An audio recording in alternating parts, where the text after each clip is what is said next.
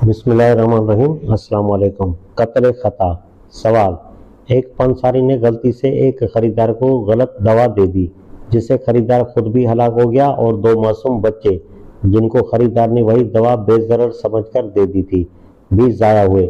یہ غلطی پنساری سے بالکل نادانستہ ہوئی، خون بہا اور خدا کے ہاں معافی کی۔ اب کیا سبیل ہے؟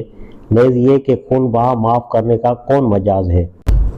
جواب: اسلامی قانون میں قتل کی 4 قسمیں ہیں: عمد، خطا، شبہ عمد اور وہ جو ان تینوں میں سے کسی کی تعریف میں نہ آتا ہو۔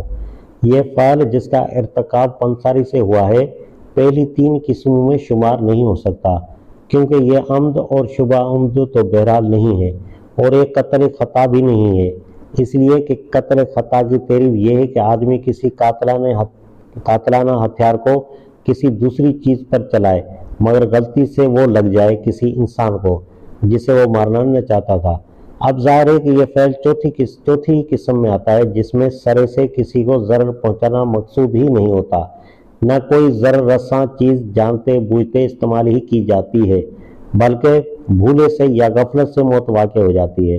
لیکن فقہائے اسلام نے اس چوتھی قسم کا حکم بھی وہی قرار دیا ہے جو قرآن مجید میں قتل خطا کا حکم بیان فرمایا گیا ہے، یعنی اگر مقتول اسلامی ریاست کا شہری ہو تو قاتل کو کفارہ بھی دینا ہوگا اور خون بہا بھی۔ کفارہ تو خود قرآن مجید میں بتا دیا گیا ہے کہ وہ ایک مومن غلام کو آزاد کرنا یا پے در پہ 2 مہینے کے روزے رکھنا ہے۔ رہا خون بہا تو اس کی کوئی مقدار قرآن میں نہیں بتائی گئی، مگر احادیث سے یہ بات بتواتر ثابت ہے کہ قتل خطا کے لیے نبی صلی اللہ علیہ وآلہ وسلم نے 100 اونٹ خون بہا مقرر فرما دیا تھا، جن کی قیمت اس زمانے میں 10,000 درہم کے برابر تھی۔ یہ خون بہا کا معاملہ اس لیے بڑی اہمیت رکھتا ہے کہ قرآن مجید میں اس کا حکم دیا گیا ہے اور صاف ارشاد ہوا ہے کہ اللہ تعالیٰ سے قتل خطا کی معافی حاصل کرنے کے لیے کفارے کے ساتھ اس کا ادا کرنا بھی ضروری ہے۔ اب اگر ہمارا ملکی قانون قتل خطا کی کوئی دوسری سزا دے، خواہ وہ قید ہو یا جرمانہ، تو یقیناً وہ اس کفارے اور تاوان کا بدل نہیں ہو سکتی جو آخرت میں ایک مسلمان کو خدا کے حضور بری الذمہ کرنے کے لیے ضروری ہے۔ اس لیے ہم ذرا وضاحت کے ساتھ خون بہا کے قاعدے کو یہاں بیان کرتے ہیں تاکہ مسلمانوں کو اس سے ٹھیک واقفیت ہو جائے۔ نمبر 1، خون بہا ادا کرنے کی ذمہ داری شریعت نے صرف قاتل پر نہیں ڈالی ہے بلکہ اس کے عاقلہ کو اس کے ساتھ برابر کا شریک کیا ہے۔ نمبر 2، عاقلہ سے مراد فقہائے حنفیہ کی تحقیق کے مطابق ایک شخص کے اعوان و انصار ہیں۔ اگر وہ شخص کسی سرکاری محکمے کا آدمی ہو تو اس محکمے کے تمام ملازم اس کے عاقلہ ہیں، ورنہ بدرجہ آخر خزانہ سرکار اس کی دیت ادا کرے گا۔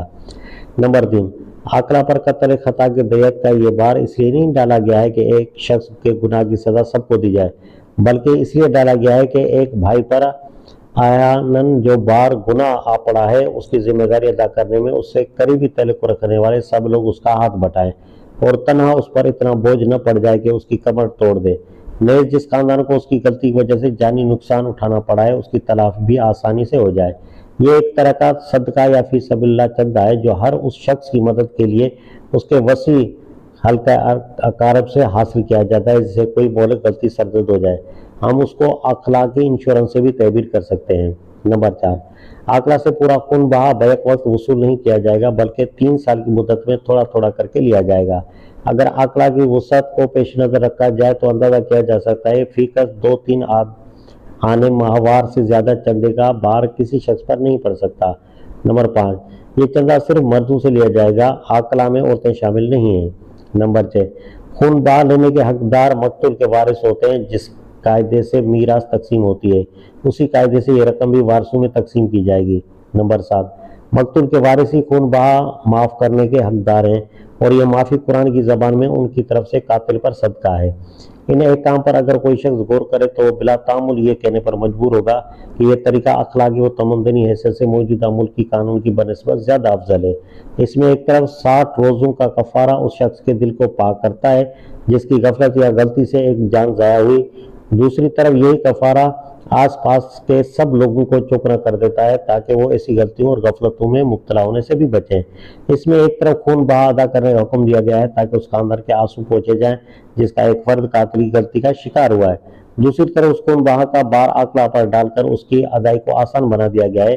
फिर यह अदाय दैयत की मुश्तरका जिम्मेदारी एक तरफ आकड़ा को चौकना करती है कि वो अपने अफराद की निगरानी करे, तो दूसरी तरफ ये हर फर्द में ये एहसास भी पैदा करती है कि वो एक हमदर्द और शरीक रंजे व राहत बिरादरी से ताल्लुक़ रखता है, न कि ऐसी बिरादरी से जिसमें किसे राबा किसे कारे नबाशद।